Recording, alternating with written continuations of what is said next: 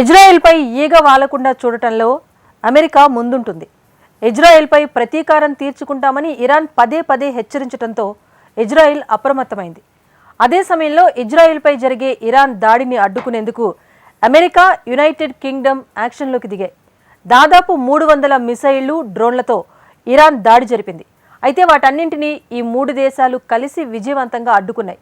ఇదంతా ఓకే. అసలు Arab దేశాల్లోకి America, Britain fighter జెట్లు ఎలా వెళ్లాయి? ఇరాన్ దాడిని అడ్డుకునేందుకు ఇజ్రాయెల్కు అరబ్ దేశాలు కూడా సహకరించాయా? ఇజ్రాయెల్ వైపు దూసుకెళ్లే క్షిపణులను అడ్డుకున్న అరబ్ దేశమేది?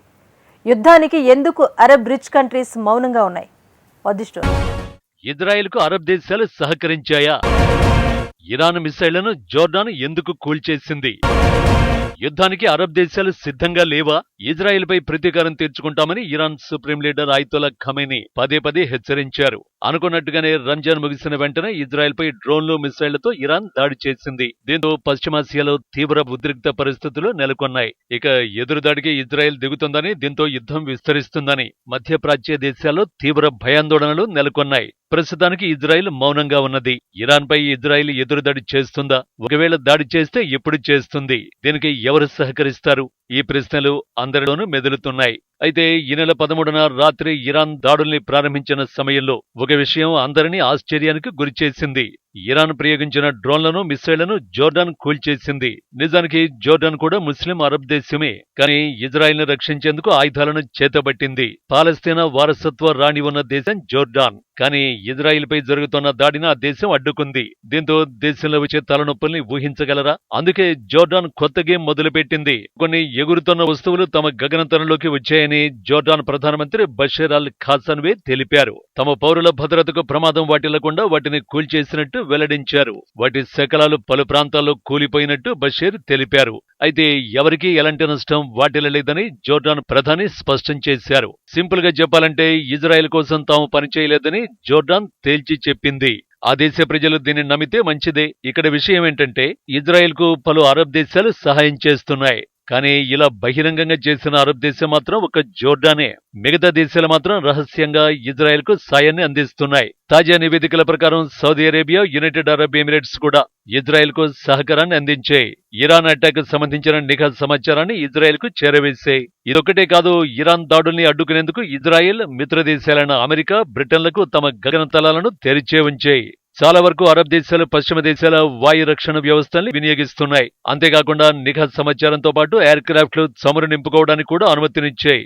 ఇవన్నీ ఇజ్రాయెల్ రక్షణ కోసం సహకరించాయి. ఇరాన్ దాడుల నుంచి ఇజ్రాయెల్ని రక్షించేందుకు చాలా అరబ్ దేశాలు సహకరించాయి. ఇక్కడ అంతకు మించి చర్చించుకోవాల్సిన అంశం మరొకటి ఉంది. ఇరాన్ క్షిపణుల్ని కూల్చేసినంత మాత్రాన అది ఇరానియన్లకు ద్రోహం చేయడం ఎంత మాత్రం కాదు. లేదంటే ఇదేదో ముస్లింలకు ముప్పు కలిగించేది కూడా అస్సలు కాదు. నిజానికి ఇజ్రాయెల్పై జరిపిన దాడి విఫలం కావాలనే ఇరాన్ కోరుకున్నట్టు తెలుస్తోంది. ఈ దాడితో దేశీయంగా పెరుగుతున్న ఒత్తిళ్లను తగ్గించుకునేందుకు ఇరాన్ ప్లాన్ వేసింది. నిజానికి వారం రోజుల క్రితం సిరియా రాజధాని డెమాస్కస్ లోని ఇరాన్ ఎంబసీపై ఇజ్రాయెల్ దాడి చేసింది. ఈ దాడిలో కీలకమైన ఆర్మీ అధికారులు మృతి చెందారు. దీంతో ఇరాన్ వ్యాప్తంగా ఆందోళనలు వ్యక్తమయ్యాయి. దీనికి తోడు ఇరాన్ ప్రభుత్వం ఏదో ఒకటి చేయకపోతే ప్రజల్లో వ్యతిరేకత వ్యక్తమయ్యే అవకాశం ఉంది. ఈ నేపథ్యంలో దేశంలో ప్రజల్ని సంతృప్తిపరచడానికి ఇరాన్ ఈ దాడికి దిగింది. నిజానికి ఇజ్రాయెల్తో ఇరాన్ పూర్తిగా యుద్ధాన్ని కోరుకోవడం లేదు. అలా యుద్ధమే కోరుకుని ఉంటే ఇప్పుడు కాదు, చాలా కాలం క్రితమే దాడికి దిగి ఉండేది. కానీ సిరియాలో తమ రాయబార కార్యాలయాన్ని ధ్వంసం చేయడంతో ఇరాన్ స్పందించాల్సి వచ్చింది. ఈ విషయంలోనూ ఇజ్రాయెల్ను ఎక్కువ బాధ పెట్టకుండా తెహ్రాన్ జాగ్రత్త పడింది. ఇదే సందేశాన్ని అరబ్ దేశాల ద్వారా అమెరికాకు తెలియచేయాలని ఇరాన్ కోరుకుంది. ప్లాన్ ప్రకారమే ఇరాన్ ఈ దాడి చేసిందని చెప్పొచ్చు. ఈ దాడి వల్ల ఇజ్రాయెల్కు ఎలాంటి తీవ్రమైన నష్టం వాటిల్లలేదు. ఇజ్రాయెల్పై మిస్సైల్ పడకుండా తమ మిత్ర దేశాన్ని యుఎస్, బ్రిటన్ రక్షించుకున్నాయనే చెప్పొచ్చు. ఇరాన్ ప్రయోగించిన డ్రోన్లు, మిస్సైళ్లను 98% అడ్డుకున్నట్టు ఇజ్రాయెల్ ప్రకటించింది. ఒక జోర్డాన్ మినహా మిగతా అరబ్ దేశాలు తమ ప్రమేయం లేదని సింపుల్ గా నటిస్తున్నాయి. మరో రకంగా చెప్పాలంటే ఇజ్రాయెల్పై ఇరాన్ జరిపిన దాడిలో అందరూ గెలిచారు. కానీ ఇరాన్, ఇజ్రాయెల్, అమెరికన్ పన్ను చెల్లింపుదారులు మాత్రం మాత్రం ఓడిపోయారు. ఈ బాణసంచా ప్రదర్శనకు ఆయా దేశాల ట్యాక్స్ పేయర్స్ చెల్లించారు. పన్ను చెల్లింపుదారులు ఎల్లప్పుడూ నష్టపోతారు, మిగతా వారు విజయంతో వెళ్లిపోతారు. అయితే అరబ్ దేశాలు అకస్మాత్తుగా ఎందుకు ఇజ్రాయిలీయులకు సహాయం చేస్తున్నాయంటే, కొన్నేళ్ల క్రితం వరకు ఇజ్రాయెల్తో అరబ్ దేశాలు బద్ధ శత్రువులుగా వ్యవహరించాయి. కానీ ఈ శత్రుత్వం అరబ్ దేశాల స్వప్రయోజనాలు దిగజారుస్తోంది. నిజానికి గల్ఫ్ ప్రాంతంలోని చాలా దేశాలు రిచ్గానే ఉన్నాయి. ఉదాహరణకు సౌదీ అరేబియా, యుఏఈని తీసుకుందాం. చమురు ద్వారా కోట్ల డాలర్లు సంపాదిస్తున్నాయి. ఇప్పటికే భారీగా భవనాలను నిర్మించి స్పోర్ట్స్ కార్లను తమ దేశానికి రప్పించాయి. అయితే ఇప్పుడు తమ వద్ద ఉన్న సంపదను అభివృద్ధికి వెచ్చించాలని లేదా చమురు రహిత భవిష్యత్తు కోసం దేశాలను సిద్ధం చేయాలని కోరుకుంటున్నాయి. సౌదీ అరేబియా ఇప్పటికే భవిష్యత్తు నగరాలు నిర్మిస్తోంది.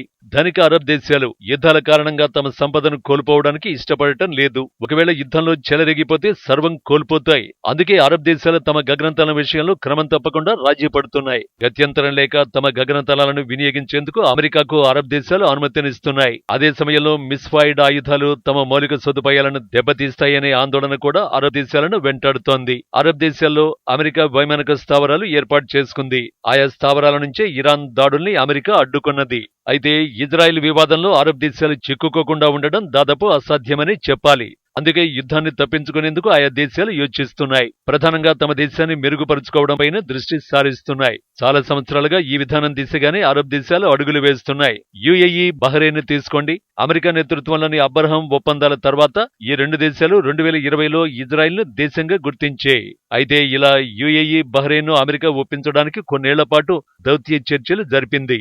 ఇజ్రాయెల్, అరబ్ దేశాల మధ్య సయోధ్యను కుదిర్చేందుకు అమెరికా తీవ్రంగా యత్నించింది. చివరికి ఇజ్రాయెల్తో సౌదీ అరేబియా సైతం గుర్తించే దిశగా అడుగులు పడ్డాయి. కానీ గతేడాది అక్టోబర్లో ఇజ్రాయెల్పై హమాస్ దాడి చేయడంతో సౌదీ ఆసియాలు అడియాసలయ్యాయి. ఆ తర్వాత హమాస్, ఇజ్రాయెల్ యుద్ధంతో పశ్చిమాసియాలో పరిస్థితులు దిగజారాయి. ఇలాంటి తరుణంలో ఇజ్రాయెల్పై ఇరాన్ యుద్ధానికి దిగితే పరిణామాలు మరింత ఘోరంగా మారుతాయి. సంపన్న అరబ్ దేశాలు అభివృద్ధి కోసం వేసుకున్న అన్ని ప్రణాళికల్ని యుద్ధం నిర్వీర్యం చేస్తుంది. అందుకే ఈ దేశాలు యుద్ధాన్ని నిరోధించడానికి ఎంతకైనా సిద్ధమంటున్నాయి. అందుకే అవకాశమన్న ప్రతి మార్గంలోనూ యుద్ధాన్ని ఆపేందుకే మొగ్గు చూపుతున్నాయి. ఈ క్రమంలోనే ఇజ్రాయెల్కు సహకరించే దాడి కూడా పరిమితంగానే ఉంది.